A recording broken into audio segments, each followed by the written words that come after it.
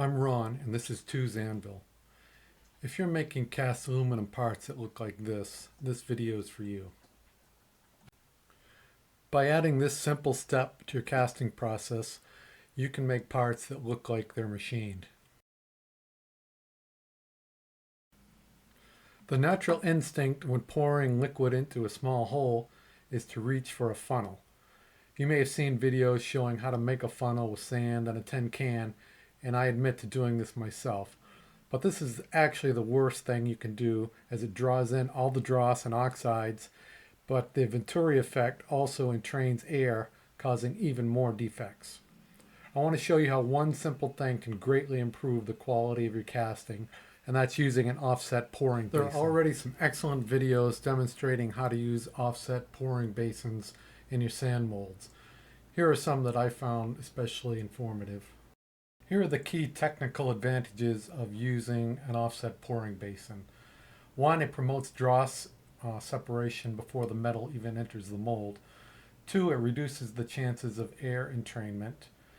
It has less turbulence. It buffers and stabilizes the flow rate, and it gives you a larger target. For the rest of this video, I'm going to show you how to make and use a modular pouring basin, which provides even more practical advantages. Number one, it has repeatable ideal geometry. Number two, it adds head height for increased mold filling pressure. Number three, it has less chance of weakening your sand molds and allows you to optimize your mold space. And number four, it enhances your ability to position the pouring target.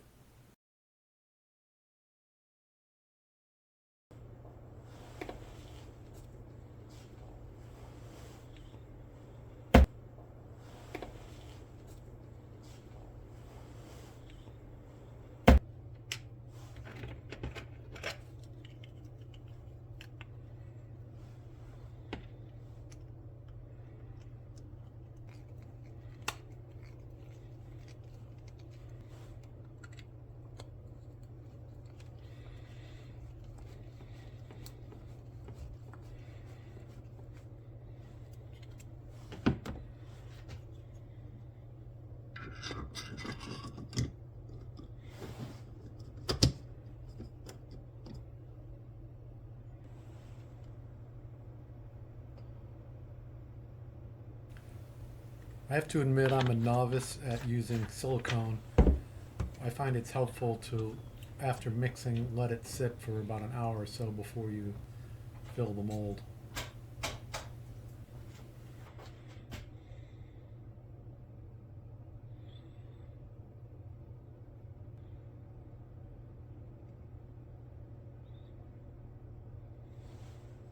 Here I'm sinking the internal support into the silicone liquid.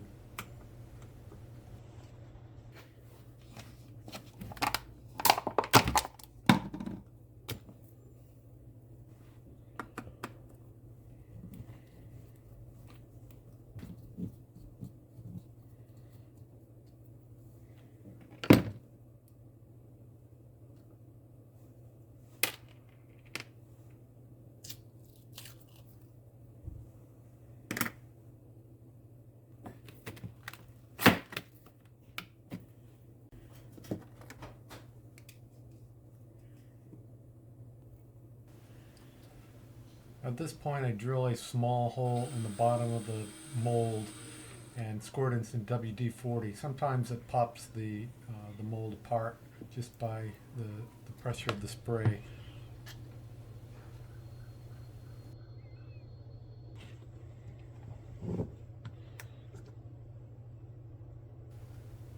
But it didn't in this case, so a little bit of prying and tugging, and the internal support structure comes out.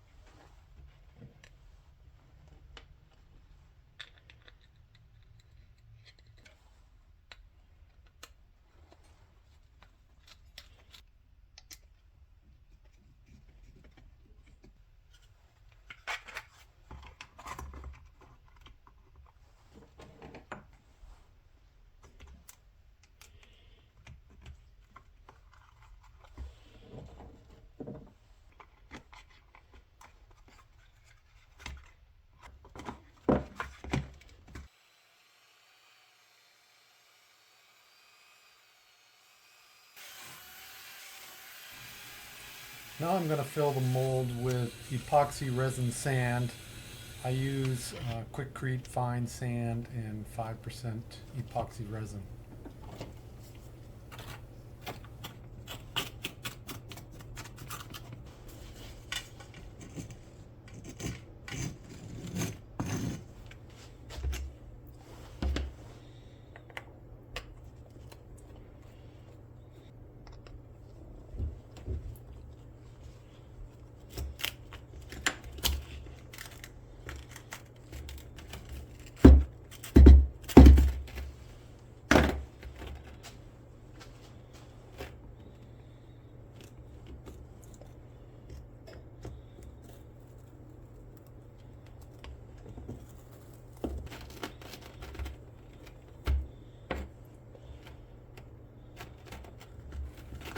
And here's the finished pouring basin ready to use.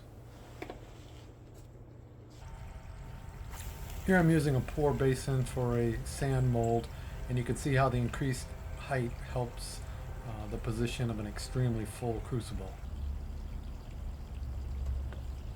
Here I'm using a offset pouring basin that's stuck onto the top of a prefabricated epoxy resin mold.